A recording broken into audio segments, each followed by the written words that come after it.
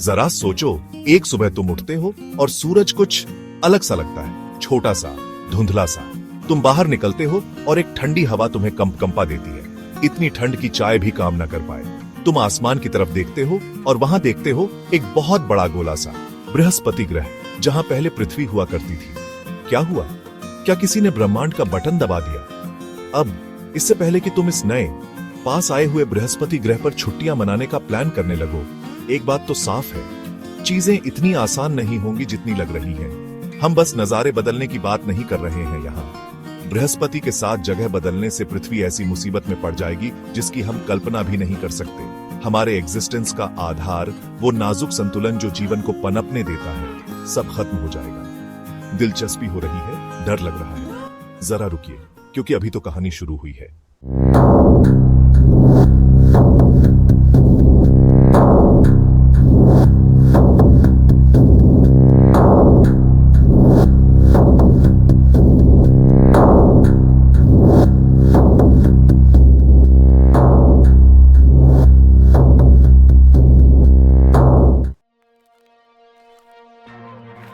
सबसे पहला बदलाव तापमान में होगा।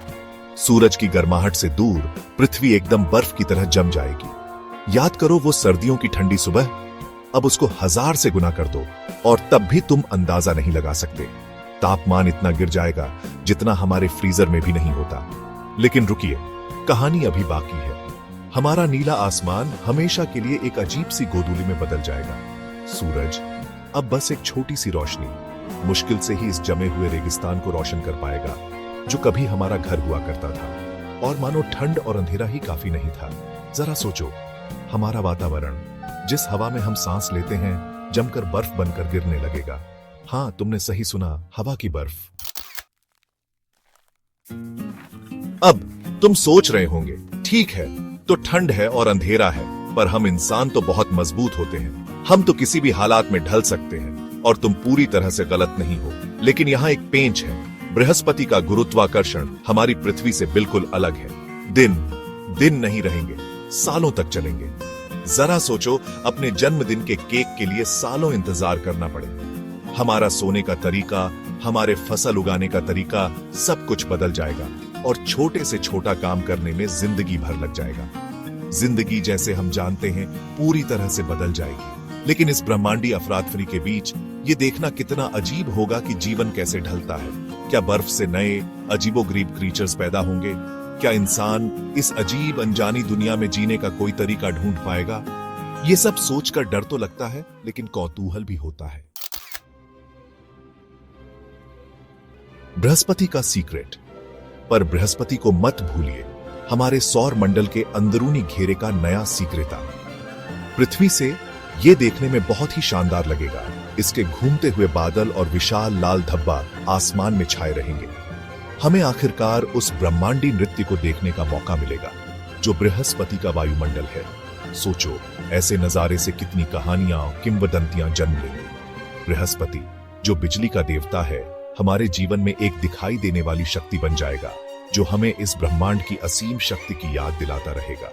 लेकिन इस सब के बीच एक डर भी होगा जो हमें ब्रह्मांड के लिए अपनी तुच्छता की याद दिलाता रहेगा। अंधेरे में एक उम्मीद की रे। अब इससे पहले कि तुम इस ठंडे भविष्य के बारे में सोचना शुरू करो, याद रखो, यह सब सिर्फ कल्पना है। पृथ्वी के बृहस्पति के साथ जगह बदलने की संभावना उतनी ही है जितनी प्रभु देवा के साथ मेरे डांस प्रतियोगिता जीतने की। लेकिन यह सब सोचने से ही हमें ब्रह्मांड में अपनी जगह की अहमियत का एहसास होता है ना? इससे हमें एहसास होता है कि हमारा ग्रह कितना अनमोल और नाजुक है और इसकी रक्षा करना कितना जरूरी है। आखिरकार हमारे पास सिर्फ एक ही पृथ्वी है, अभी तक तो यही है। लेकिन कौन जानता है कि भविष्य में क्या होगा?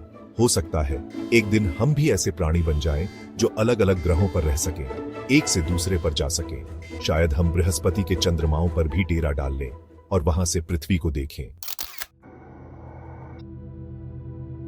ब्रह्मांडी नृत्य से परे। अब जब हम अन्य ग्रहों की बात कर ही रहे हैं, तो सोचिए कि हमारे अन्य ग्रहों का क्या होगा।